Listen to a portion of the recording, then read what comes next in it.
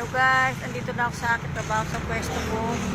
Kasalukay marami pa nagtatrabaho dito sa ginagawang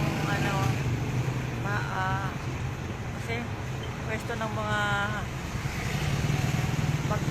grocery, kaya marami pa nagtatrabaho. Yan po yung truck na i-deliver ng buhangin para po sa ginagamit nila sa pagsisemento. Ayan po yung mga nagsisemento, mga malalaki, mga kulay green na yan. Sila po yung mga nagsisemento. Guys, matinik po ang araw ngayon, napakainit. Pero siyempre trabaho po, kaya nagtatrabaho kahit mainit.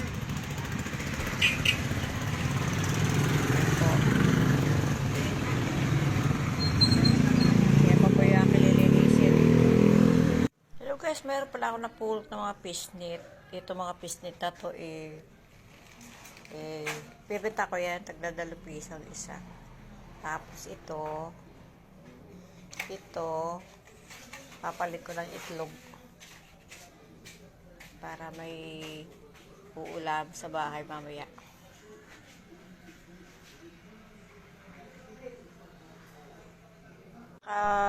May lansunis pa yan. Madami to. Pati sa ilalim mo. Ayan o. Ayan o. Iwi ko yan doon sa bahay para may pasalubog naman ko doon sa mga manugang ko. Ay, maraming manugang. Manugang, anak ko, mga anak ko, at saka mga kapatid ng manugang. Para may pasalubog ako sa kanila. Ito na po guys, yung aking binenta ng aking bisnit.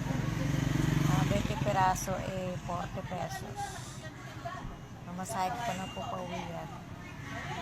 Hello guys, ito pa yung basurang lilinisin ko ngayon, no? Nag-rubing ulit ako. Pangalawang rubing ko na to. So siguro naman ito na lang ang last na kukunin ko. Tapos ayarin na ako yun. Sige po, hanggang sa susunod ko video, baba.